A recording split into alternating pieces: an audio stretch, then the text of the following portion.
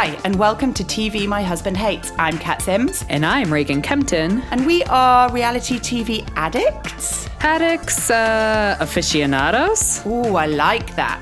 Experts. Experts. Basically, we know our shit when it comes to reality TV. 100%. Hey guys, and welcome to another week of TV My Husband Hates. How you doing over there, Miss Sims? I'm doing okay. Listen, I'm doing okay. I'm not feeling great this week. I've gone for a COVID test. I don't think I've got it, but better to be safe than sorry. For sure. But I'm doing all right. It's busy times in the run-up to Christmas. So we're Absolutely. just kind of knuckling down until we can rest up a little bit. How about you? Happy Thanksgiving. Thank you. I am massively hungover because I spent the day drinking with my brother yesterday because I'm not quarantined anymore. My quarantine was over, so I was able to go and hang out with actual people. So I, of course, overdid it. I expect nothing less. I mean, I've got a girls' night booked on the 12th of December. COVID restrictions, willing, Right. and I already know that there is it's going to be a big one. Yeah. So, It's going to knock you out for 2 days. I drank a bunch of Bloody Marys yesterday. I mean, loads of Bloody Marys. I love it. What else are you drinking? Just Bloody Marys? I did not eat enough yesterday. I just overdid drink. Because I feel like when you're drinking Bloody Marys, you almost feel like they're filling you up because of all the stuff in them, the vegetables and, all the healthy bits. Celery, some pickle juice. Salad, and it's basically lettuce and vodka. I mean, yeah, it's an alcoholic salad. Isn't it? For It sure. is an alcoholic salad with an It's extra kick. It's like a gazpacho, like a cold soup. That's exactly what it is. I mean, I don't know why anybody eats or drinks anything else. We should just all be living on Bloody Marys. It's literally everything you need. For sure. So, anyways. Well, listen, but it was fun. I'm glad that you had fun. I'm glad that you got to enjoy some of Thanksgiving because it was a bit of a bust when you're all positive with COVID. Absolutely. So. I'm going to try and not get distracted by myself waiting for my test results to come in, which could land any minute now. But if they do come in, you'll get the live reveal on my test results. That's what it's come down to. The content for us now is live corona test result reveal. I mean, we're going to do our best, aren't we? We're probably feeling a little bit at 50%, but we're going to, for the next 45 minutes to an hour, we're going to fucking bring it. Hell yeah, we're going to push through and talk about all these shows. We are down one show this week because Southern Charm decided to apparently take Thanksgiving off.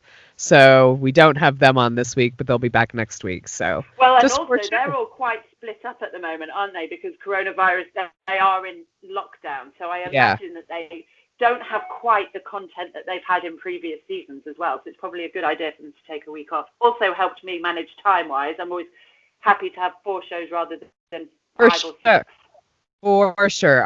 I feel like 4 shows is the magic number for us. I always feel like it's enough to have really good chat, but not overwhelming.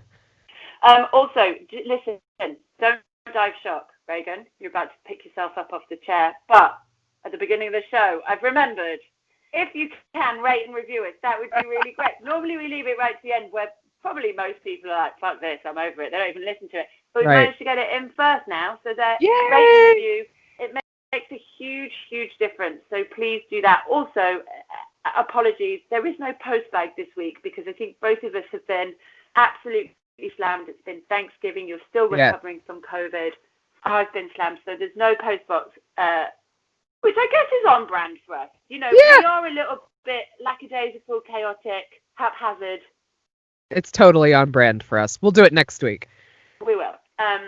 But in the meantime, we've got 4 shows, and why don't we kick off with the first one? So we are still in Portugal with the Potomac. We are. I thought this episode was pretty tame, really. Obviously, all of it's building up to the big bomb drop, and we get this dominatrix night at the end where they're all talking about their sex lives, which I found actually quite interesting. I thought it was lovely because I thought it was probably the most accurate depiction of like a group of girls sitting around and what you eventually end up talking about, right? Like sex and what's going on, and yeah. I like that Karen's retired her mouth. I feel like we're almost soul sisters on that. Mind you, I mean, to be fair, I could probably say I've retired most things at this point. Right. I mean, I don't know where anybody gets the energy with 2 small children. No, I have no idea how people have more than 2 children. I don't know. I just don't know how it's to have sex to have the 3rd kid. Yeah, or the 4th or the 5th. The problem is, Reagan, I'll be real with you. When I'm in bed, if my options are sleep or sex, every single time I'm going to choose sleep. I know that's awful, but I'm going to choose sleep. Yeah, no, we're the same way. I find that we're more successful if we have morning sex. Like if we can squeeze it in the morning, that is a better deal for us because we'll have. I have a question though. Slept. We've woken up. It just works better. Weird? Is it weird if you're about to have morning sex that you ask your husband to brush his teeth before you do it? Because that's my only thing with morning sex, right? I think you're absolutely right. It's the perfect time. Put the kids in front of the television. Yeah. That's great. Got the energy. But I have this weird, like, phobia, not phobia, I think, but it's weird thing where I cannot bear the thought of kissing anybody before they've brushed their teeth. Interesting. Like, I have to brush my teeth too. Is that weird? Yeah. Is that just me? Between you and I, it's just you, but I'm sure you're not the only person in the world. Yeah, it doesn't bother me because ruins the moment. No. I mean, come on. We've been doing this with our husbands for a long time now. Like, I think sometimes it doesn't have to be like the most romantic of moments just to get it in there, if that makes sense. I hear you. So, like, go brush your teeth. Let's get this shit on. Let's go brush our teeth and let's get it on. Wash it out. Yeah. I mean, listen. It could be foreplay. Listen, do you remember when you were like before you were married, before you had kids, and you thought that marriage was like hot sex, you literally did it in the kitchen on the counters just because you could. Yeah. Remember when we thought that was what marriage was? You know, that was my marriage pre-kids, for sure. It was my marriage pre-kids. Yeah. Kids are a game drain. God, they're such cock blockers. Anyway, we digress. The girls are talking about sex. Karen's retired her mouth. They talk about masturbation. Quite interestingly, everybody's quite open about that. I like a good masturbation chat every now and again. I also think a line as well. I think everybody masturbates more than they say they do. I think it's like drinking alcohol when the doctor's like, how many units do you have? And you go, 6 to 8 a week. Like probably 24 a week. Same with masturbation. No, I totally agree with you on that one. And then, I don't trust people who say they don't masturbate. I feel sorry for people who say they don't masturbate. There's nothing better. Do you know what? I'm going to put it out there. Sometimes there's nothing better when you've got the house to yourself on an afternoon, you've been doing cleaning or whatever, and you're like, I'm just knackered.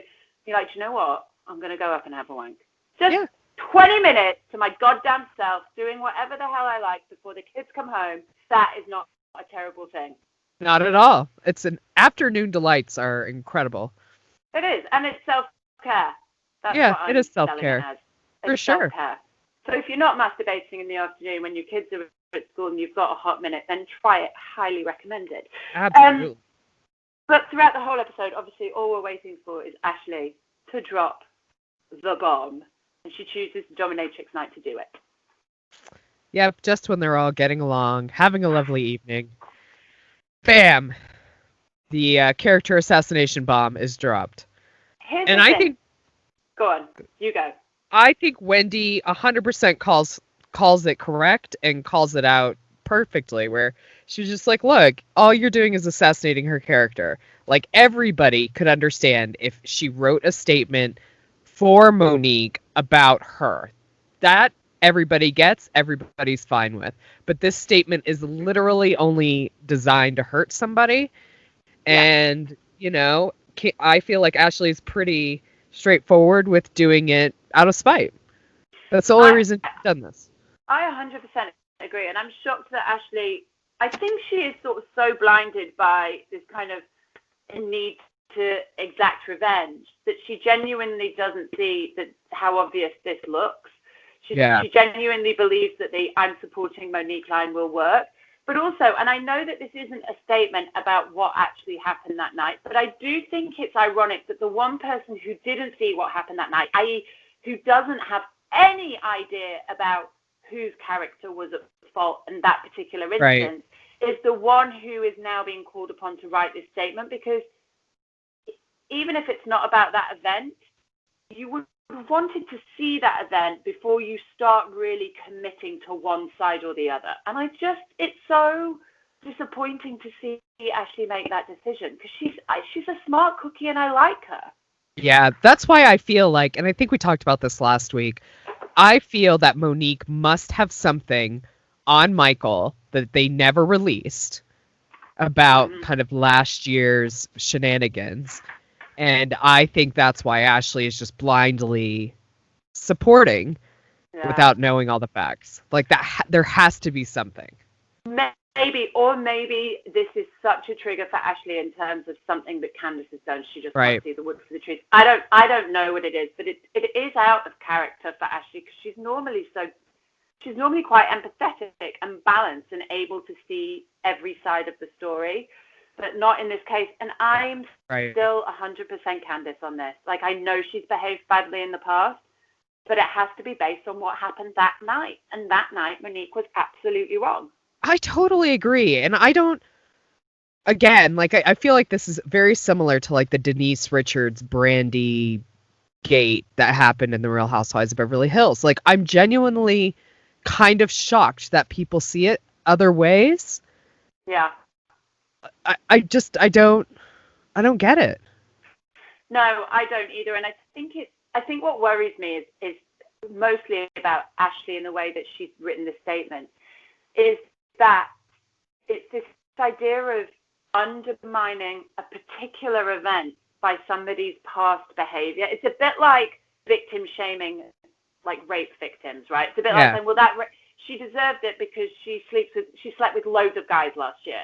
Like, well, hang on, that's absolutely nothing to do with what happened on that particular night. And whatever Candace has done previously, it's nothing to do with what Monique did on that particular night. And it's never justified in that way. No, and even, I mean, I feel like I've read a lot about like people justifying it as, well, Candace was running her mouth again and she took it too far. And maybe that's true. I am just still of the personal belief that you don't put your hands on people versus somebody just shouting at you and running their mouth off. Like, shout back at them, run your mouth off, like, say whatever you like. Walk away. Just don't do get whatever physical. You want. Yeah. I agree. I don't think there's ever any justification for things to get violent like that. And I'm not saying, I can't understand sometimes why somebody would like, I can understand the feelings, but it doesn't make it right. And I think Ashley's got the wrong end of the stick on this one. And I think she's going to feel that. I think she knows she's done wrong as well. I feel like you can see it, that she knows. And the way that they go back to their rooms and she's talking to Michael and like, they're kind of like, yeah, you're right. And Ashley and Candace goes back and talks to Chris, and we find out that Monique and Chris have definitely been talking shit about Ashley and Michael. Yeah. Again, Monique is not the friend that Ashley thinks she is. Monique is more and more just looking to me like a really nasty piece of work. Absolutely. Like I've always had an issue with her. I've always had an issue with her podcast name and the blog and all that bullshit that we talked about earlier. But I didn't think she was like a mean person. Yeah. But like, this is not a good look. No, I think she's mean. I do. The more I see this nasty side to her, and I don't like it at all. But God knows how this is all going to go. I mean, I can only see that this is just going to be a massive rift amongst these women until one of them backs down. I mean, I think it has to be. I mean, we're on episode 17, which I feel like last year when we were watching Atlanta, this is when we started complaining about it being too long. And I completely don't feel that way about Potomac. I feel like it's been so interesting, and like all these things have come up, and they've done a really good job with like their stories, that it's kept me engaged, and I can't wait to see how this ends. I can't believe we're on episode 17. I know. Like, when you told me that, I was like, God, I feel like it should be episode 9 or 10. It's like flown by. But the other thing is, of course, we're not having much chat about coronavirus in Potomac yet, are we? No, we're not. So I wonder if they actually finished filming before coronavirus hit. Yeah, so it may be that they snuck in before we get that coronavirus vibe, because there's nothing, they're not even mentioning it at this point. So I can only imagine that maybe they managed to get the full season in. Yeah, I think you're right. They have recorded the reunion, so the reunion is done. So I think we are winding down on this, but man, that reunion's going to be fucking hot. You know it. Okay, let's get back into it. So, moving from Potomac, let's move on to Below Deck. Now, these guests, man. You know, it's so interesting to me with these guests, because in all actuality, they're pretty easygoing. They don't need super fancy stuff, and they're completely fine. They're not as demanding as like the previous guests that we saw. But like, they're just kind of Well, they're boring guests, because 22-year-olds are boring. Like, with all the women in the world, they're only interesting to each other. 22-year-olds are only interesting to each other. The rest of us kind of suffer them, because 22-year-olds are at that age where it's like, well, I know everything, and I've just suddenly realized that I can now form my own opinions completely independently, so I'm going to bore everybody to death with that shit. And it's like, okay, great, but you'll figure it out in a few years. But they're just boring, and their tip is really boring. It is so cheap. They left 12 grand. 8 grand less than, I know Charlie made them work for that good tip. Was it 8 grand, or did they leave 25? I feel like they left 25. 20. Oh, did they leave 25? Either way, they left the fuck. Either way, they made the fucking crew work their asses off for that tip. But the tip was still good, so like it all balances out. This tip is bullshit. This tip is bullshit. It's not even 10%, I would guarantee. It's also the ultimate insult as well, because it's from 22-year-olds. So like, you're a 30-year-old woman, and you're spending your time running around after entitled fucking Gossip Girl cast members, and they deign to leave you 12 grand tip. You're like, fuck off. Yeah, fuck them. It's just yeah, it's not good. I'd be so pissed. I'd be pissed too. And then but within the crew, there are cracks starting to appear, and I feel my heart's kind of going out to James, and I don't know whether it's just because he's a northerner like me. He's a Brit and he's a northerner, but I do feel for him a little bit. Well, I think he just wants to have some fun. Like, I feel this is kind of, I would never wish for the misogyny that we had last year on the show. Like, that was not good either. But good Lord, like, I just feel everybody's kind of, either they're being polite with like, I don't know. I feel like this crew is just kind of vanilla. Like, their nights out are not nights out. I had a bigger night out last night with my brother. You were in lockdown and just right. You know what I mean? Like, I agree. I think this crew. This is why I'm with James. Yes, I don't think he did a great job. He should have tidied it up properly. And that was gross for sure. That wasn't a smart move. But I do get it. I wouldn't want to hang out with them. They are all boring. Eddie is just, when somebody's too old and they're sort of doing seasonal work, but they're quite old. Yeah. It's never a great look. But also, they're just here to do the job, and you're like, well, why did you do it? Like, you don't go and work on a super yacht for the summer or the winter in the Caribbean just to do the job, right? You do the job and you party. You party, you play hard. Like, that's the lifestyle. Get on board, people. And there's not one other person. No. Like, even if there was one person, but there's nobody that's on that vibe. Yeah, it's weird. It's like the quietest crew I've ever seen. I know. Well, I hope they fucking spark it up a bit. Yeah. Shane's asleep. How did you feel about catching Shane? Catching Shane on a nap? Like, I can't even. Like, I why know. has Eddie just not fucking fired him? Like, why is he still there? I think he will be the first one fired by Captain Lee. I think 100%. if James goes, James is gonna quit. He won't get fired. I think Shane will get fired. I'm But yeah, putting I it know out. James. I don't think James is going to go. I know that Northern thing. Like, he's not going Yeah. to go just because it's not a party. He's going to fucking do it, but he's not going to be happy about it. Right. I'd be surprised if he goes.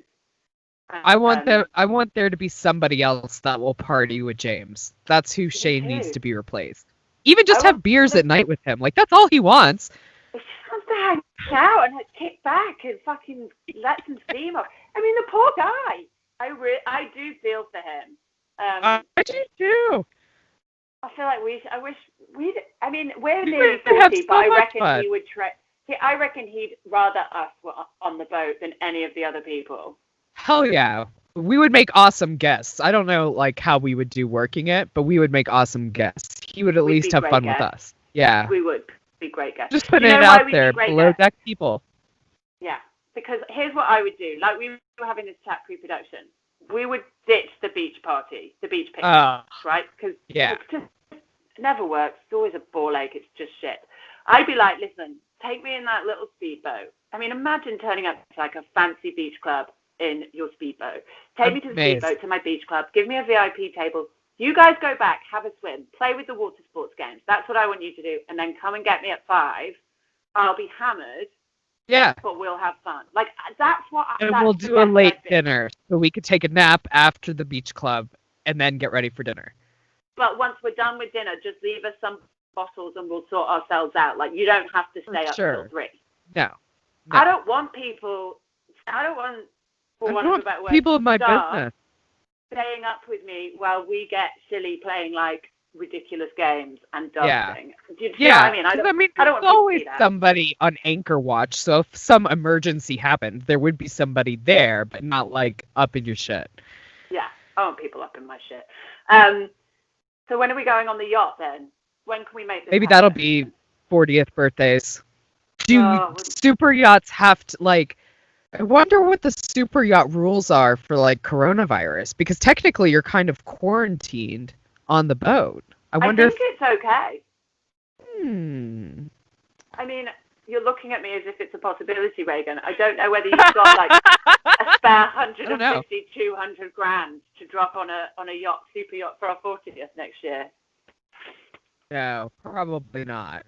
But maybe, I don't know. I think maybe we could figure something out. Oh, well, this sounds exciting.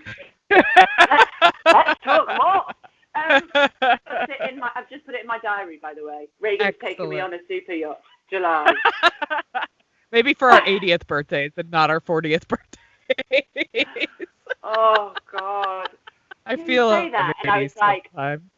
this thing went through my head when you were like for our 80th, and I was like, oh, I don't want to wait that long. And then I was like, oh my God, that's a whole other life. That's like my whole life again. Yeah. It's a long time. Right. We got I mean, time I'd to rather be save here money. for a long time, to be Yeah. fair, but Pinch our pennies. We'll get that super yacht one day. the problem is I feel 80 now. That's the problem. I've just got my test results in. Ooh! And does hang Cat have corona? I am negative. Ooh. Oh, that's great news. Jimmy can go to the studio and not infect the UK's pop royalty, which is great to know. Excellent. Always good to know. Perfect. So let's move on to Real Housewives of the OC. Now, Best known as the episode where Shannon is hammered the entire time. I really was enjoying Shannon at the beginning of this season because I was like, she's new, she's happy, it's nice to see a happy Shannon. She's got rid of the misery, but I spoke too soon. She is a nightmare. Yeah, she's definitely found the misery once again. She's just not a happy person. not a Like, happy I don't even person. know what it is anymore. Because, like, she's not with David anymore. She's with this amazing guy who's happy and nice and lovely. And she's still just a fucking miserable bitch sometimes.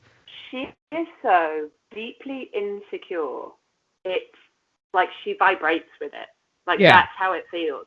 And the fact that she doesn't let the fucking water thing go. I mean, Kelly has never been the voice of reason once, but she is literally like, just let it go. Like, you keep bringing it up. And even Kelly just is like, I'm walking away. Like, when somebody's crazy makes Kelly look calm and legit, you know that it's on another level. For sure. Like, there's a problem. When you make Kelly look sane and calm, exactly. you need to take a good long look in the mirror, my friend. But then she's just a bag of issues, right? Because she goes back to drink the tequila that apparently she can't live without. She has to, like, smuggle it in and get nailed on tequila, even though Bronwyn's asked them for one thing. But that's fine. Another story. And the daughters mentioned something about the fact that it was a completely different vow renewal to hers. She takes it like some personal affront. That pushed her over the edge. Like, part of me did wonder if, like, the vow renewal was a little triggering for her anyways. Because obviously the way hers ended up. So maybe that's the reason for the over drinking and the being like a dog with a bone on this fucking water bullshit. And then, like, her daughter saying that just, like, pushed her over the edge. But, I mean...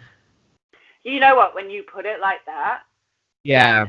That kind of starts to make a lot more sense. And let's not forget, like, she was in a really nasty relationship with... Like, he was in a nasty piece of work. Yeah. So, for that, I 100% have a little bit more empathy for her. But, like... But she also just needs to start enjoying her life, too. Like, you're not in that situation anymore. And I know there are going to be some things that are triggering. But her boyfriend is a lovely man.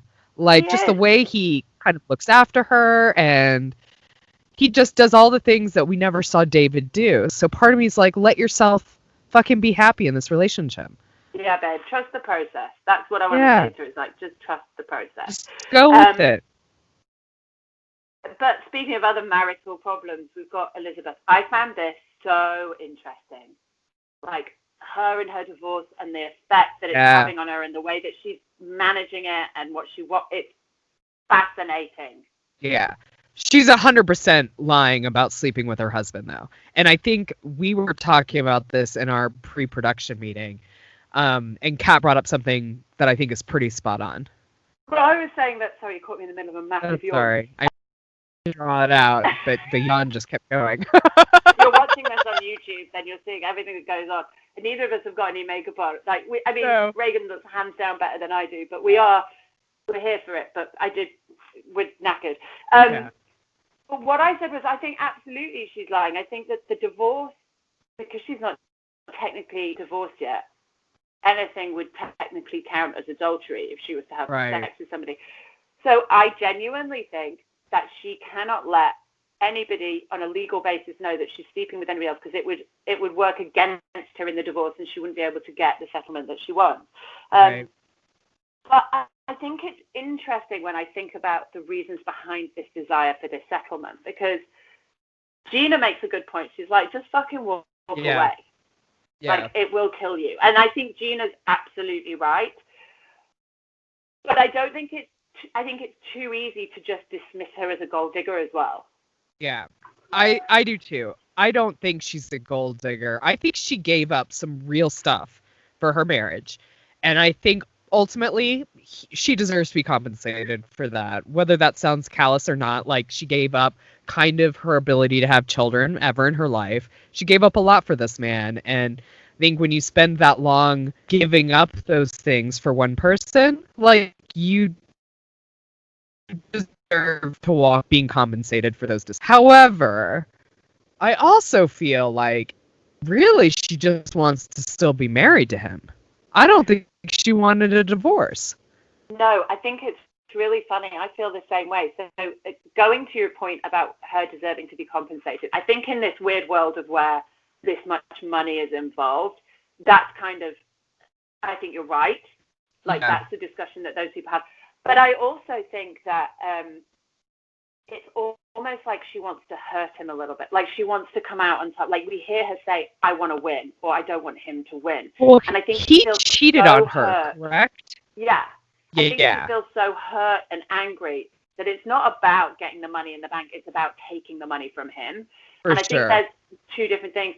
But I think you're absolutely right. I think she wants to hold on to this relationship in whatever form, unhealthy, acrimonious, ugly, then give it up. I think the thought of her cutting all ties with him and walking away terrifies her. I think she does have this weird code. I don't know whether it's love or whether it's like codependence or what, but Yeah. it's a weird vibe. I'm really glad she's joined the show because I find her really interesting. I find her background really interesting and like the way she views money, and she's pretty materialistic, but it kind of comes from a place of having nothing versus just always having a lot of shit, and I think that's fascinating. It's really interesting, but I definitely think she needs to I think she needs to fine-tune her lies about her love life, because I think she's a little all over the place, and if you're worried about the courts using that, you're giving them shit to use. Well, and also, like, you can't say the things that you say. You can't be as mysteriously weird about it as you are, and like tell them half the stuff, and then get annoyed when they keep asking questions. Because I would ask the questions. I'd be like, so hang on, are you with Jimmy? Are you not with Jimmy? Like, why do you not sleep? I think they are legitimate questions to ask when you are getting to know somebody, and that's the information they've given you to work with. Do you know what I mean? Like, I don't think the girls are being nosy. No. I think they're like, they're just trying to get to know her. Explain this shit to me. Yeah. Well, and it's kind of weird. Like, why is James even on the why is Jimmy... Is his name Jimmy? James? Jimmy. What is his name? Jimmy. Why is he even on the show? Like, he's this weird... Like, he's very quiet. He's, like, always in a corner. He's never really around her. He's almost like a bodyguard. Like... He does feel a bit bodyguard. Yeah. You're right. Like, don't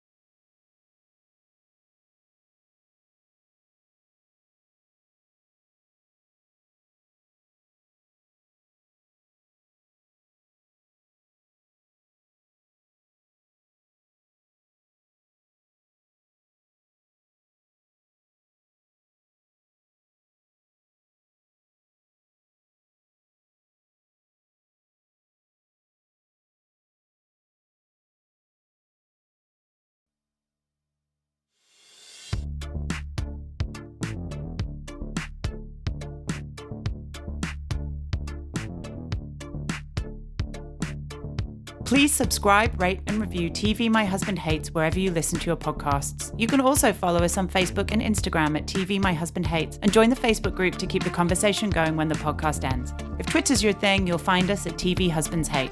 Theme music and production for TV My Husband Hates by Jimmy Sims.